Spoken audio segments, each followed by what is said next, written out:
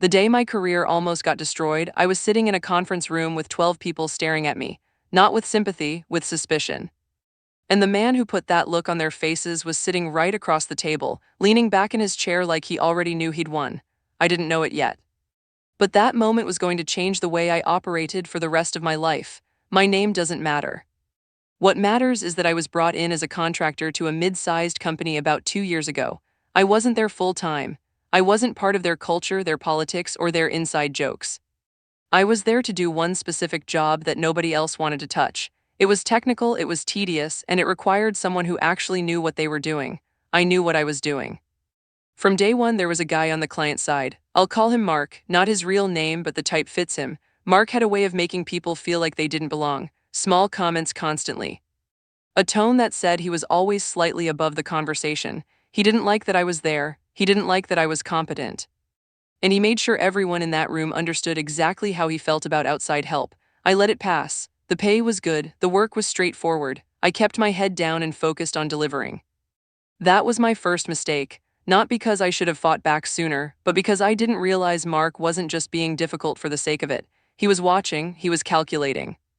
He was quietly building a version of events in the background, one comment at a time, and everyone around him was slowly starting to accept it as truth.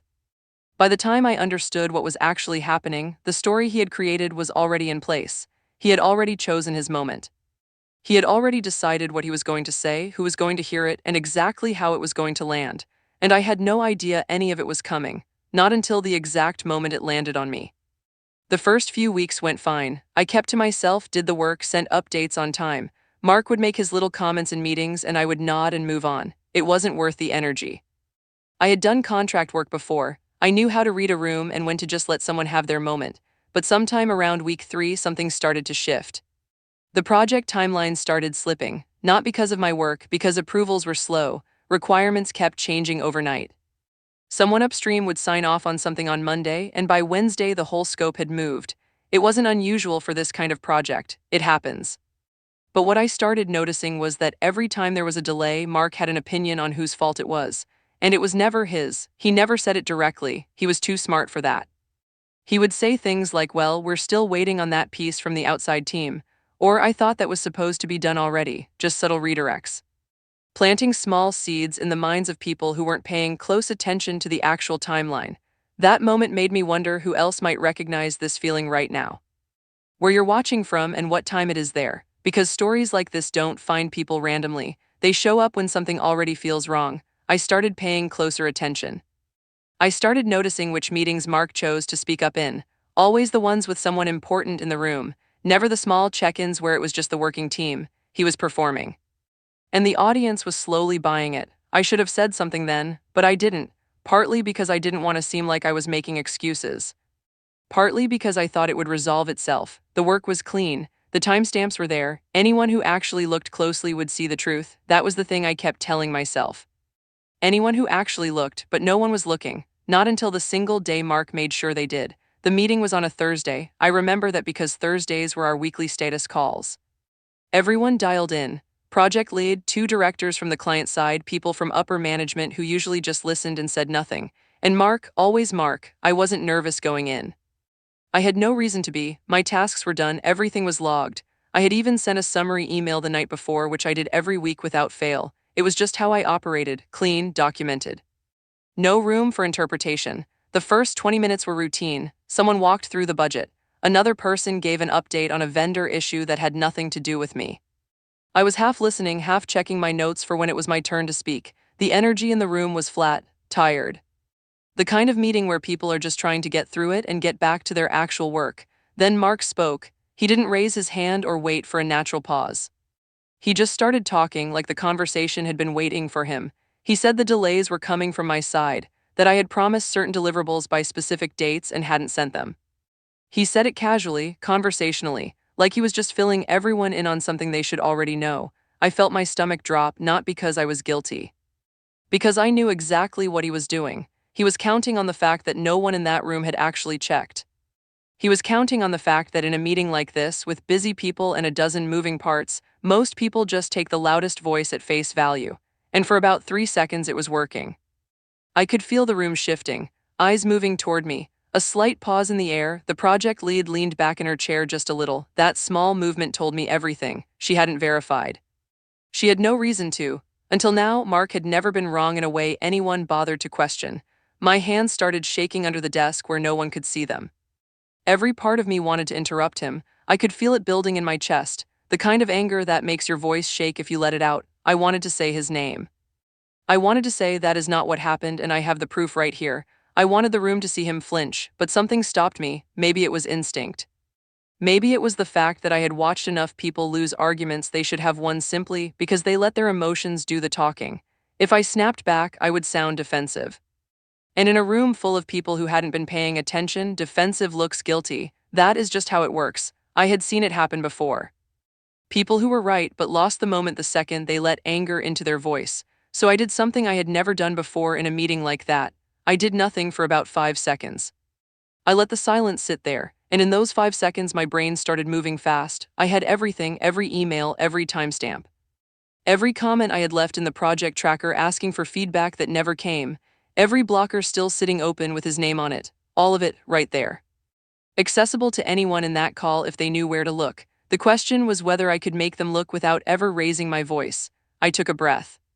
And then I said it in the calmest way I could manage. I said it might help if we all pull up the project tracker together so there is no confusion. Just like that, no accusation, no emotion. Just a suggestion that sounded completely reasonable. There was a pause. The project lead looked at me for a second, then nodded. She said, "Yeah, that makes sense, go ahead." And that is when I knew I had them. Not Mark, not yet, but the room. I had the room's attention in the right direction. And once people start looking at the actual data, there is nowhere left to hide. I shared my screen. My heart was pounding so hard I felt it in my ears, but my hands had stopped shaking. I opened the tracker. I did not rush. That was the most important part. If I had gone fast, people would have glazed over. They would have seen numbers and dates and tuned out. So I moved slow, deliberately slow. The way you would walk someone through something if you wanted them to actually understand every single step. I started with my tasks, one by one. I clicked on each item and read the status out loud. Complete, complete, submitted on the 14th. Submitted on the 9th, every single one marked done before the deadline. No exceptions. I didn't editorialize. I didn't say, "See, I told you so." I just read what was there and let the dates speak. Then I moved to the feedback requests. This is where it got uncomfortable for everyone in that room, not just Mark. I pulled up the comments I had left on his tasks. Things like "waiting on your input here" or "need sign-off before I can move ahead." I read the dates I sent those comments. Then I read the dates when responses finally came back. Sometimes 2 weeks, sometimes longer. One time it was almost a full month. The room went quiet. Not the polite kind of quiet that happens when someone is talking and people are listening. The other kind. The kind where people are suddenly paying very close attention because they realize the conversation has shifted into something uncomfortable. I kept on going. I pulled up the open blockers. Items that were still incomplete. Items that needed action from someone other than me before I could do anything at all. I scrolled through them one by one, and next to most of them there was a name. And it was not mine. I still did not look at Mark directly. I kept my eyes on the screen. I kept my voice even. I was just reading, just showing what was already there. But I could feel him shifting on the other end of that call. The energy changed, and then the project lead asked him a question, a simple one. She said, "Mark, can you walk us through your timeline on these blockers?" And that is when it started to fall apart for him. He started talking right away. That was the first sign something was wrong. When someone is confident in what they are saying, they take a second to gather their thoughts. Mark did not take a second, he just started. He said the blockers were not his responsibility. That someone else had handed them off without proper documentation, that he had been waiting on clarification. It sounded reasonable. If you were not looking at the screen, you might have bought it. But everyone was looking at the screen. The project lead asked him to be more specific. She wanted dates. She wanted to know when he had flagged the issue. Mark shifted. He gave a date. Then someone else on the call, quietly, pointed out that one of the blocker threads showed no activity from him during that entire period. Mark said he had communicated about it verbally. That it was not in the system. The project lead nodded. She did not say anything for a moment. Then she asked if he could point to any email or message where he had raised the concern. There was a pause. It was not long by the clock, maybe 4 or 5 seconds, but on a video call, that kind of silence is an eternity. No one filled it. No one jumped in to help him. No one changed the subject. They just waited. I did not say a word. I sat there, my screen still shared, and let the silence do what words never could. It forced him to produce something or admit he had nothing. We already knew which one it was going to be. He tried one more time. He said he thought the timeline expectations had not been clearly communicated to him, that there was a miscommunication somewhere along the line. It was vague. It was the kind of answer that sounds like an explanation but is actually just a way of saying nothing without admitting it. No one pushed back out loud. They did not need to. The data was still on the screen. Everyone could see it. And for the first time in that entire project, the room was not looking at me like I was the problem. They were looking at him. The meeting ended about 10 minutes after that, not with any kind of dramatic moment. No one called Mark out by name. No one said you were wrong. It just quietly moved on. The project lead wrapped things up, thanked everyone for their time, and that was it. The call ended. The screen went black. I sat there for a minute and did not move. Everyone else was already gone. It was just me and the quiet hum of the room. My hands were still shaking, not as bad as before, but enough that I noticed. I closed my laptop and leaned back in my chair and just breathed. I did not feel victorious. That is not what it felt like. It felt more like the kind of exhaustion you get after holding something very heavy for a very long time, and finally being able to set it down. About 20 minutes later, I got a message from the project lead.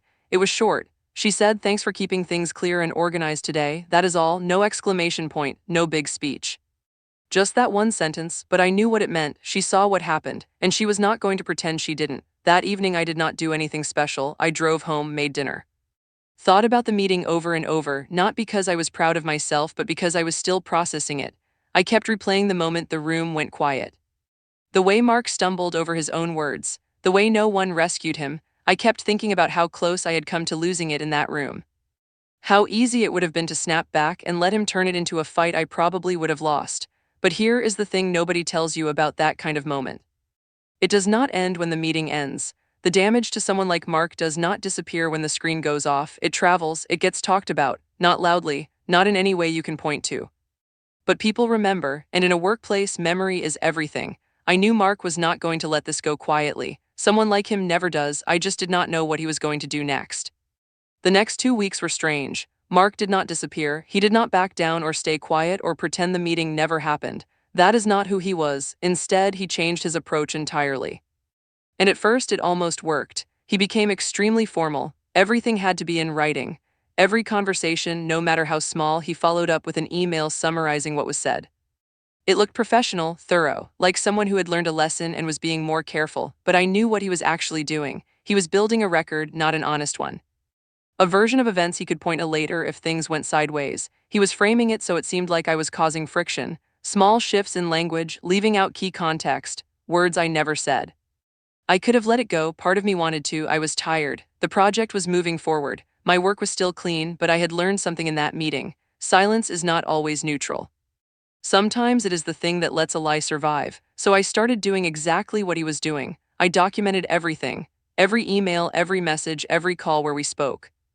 But unlike Mark, I did not change anything. I just kept it exactly as it happened. No spin, no framing, just the facts saved and organized the way I had kept the tracker all along. And here is where it started to get interesting. The more Mark pushed, the more visible his pattern became. People started noticing, not because I told anyone. I never said a word about it to a single person. But when someone is constantly copying management on routine messages and writing careful summaries of simple conversations, people start asking why. The project lead noticed first. She pulled me aside after a call one afternoon and asked if everything was okay between me and Mark. I told her it was fine. I said I was just focused on delivering. She nodded, but I could tell she already knew. Mark was digging his own grave, and I was simply standing back and letting him. About a month after the meeting, there was a quarterly review. Reviews were routine. Everyone presented, management nodded, and life went on. But this one was different, not in any dramatic way. Only someone paying attention would catch it. My scope got expanded. Quietly, the project lead sent me an updated task list with new items on it, things that had previously belonged to someone else. If you looked at the original project plan, they had Mark's name next to them. She did not explain why. She just said the team had decided to redistribute some responsibilities. That was it. I did not ask questions. I did not need to. The changes spoke clearly for themselves. Over the next few weeks, I started noticing other things, small shifts. Mark stopped volunteering to present updates in meetings. When he did speak, he chose his words differently, more carefully. He would pause before commenting on anything related to my work, like he was running it through some internal filter first, checking it against something before letting it out. One time, about 6 weeks after the original meeting, we were on a call together and someone asked a general question about project status. Mark started to answer, then stopped. He looked at me, or at least I felt him look at me through the screen, and then he deferred. He said, "Maybe it is better if we check the tracker first." I almost smiled. Almost. I never filed a complaint. I never asked for an apology. I never brought up what happened in that meeting again. There was no need. The organization had already made its decision. Not through any formal process or written warning. It happened the way these things actually happen. Quietly, invisibly, through small adjustments that everyone understands but no one says aloud. Mark knew exactly why his role had shrunk. He knew exactly why people looked at him differently now. He knew that I knew, and he knew that I was never going to say a word about it. That was the part that stayed with him the longest. People ask me sometimes, not often but sometimes, if I regret not saying more, if I wish I had confronted him directly. Made him answer for it in front of everyone. And my honest answer is no, not even close. Here is why: if I had done that, the story would have been about me losing my temper. A contractor who got emotional and made things uncomfortable. That is what people would have remembered, not the facts, not the dates, not the emails, just the moment I lost control. And Mark would have walked away looking like the reasonable one. Instead, what happened was this. I gave him exactly what he gave me: a stage, an audience, and the truth. The truth was enough. I did not need to raise my voice or make anyone choose a side. I just needed to put the facts in front of the same people he had been lying to and let them do the math. That is the part most people do not understand about this kind of situation. They think that revenge has to be loud. They think it has to be dramatic. They think someone has to get fired or called out for it to matter. But the quietest victories are usually the ones that last the longest, because no one can argue with them, no one can spin them. They just sit there, permanent and undeniable, and everyone in the room already knows what they mean.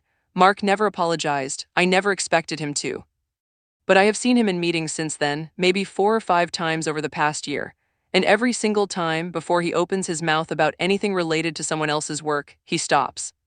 He pauses, he thinks about it. That pause is everything. Not because it means he is a better person now, I do not know if he is, but it means he remembers.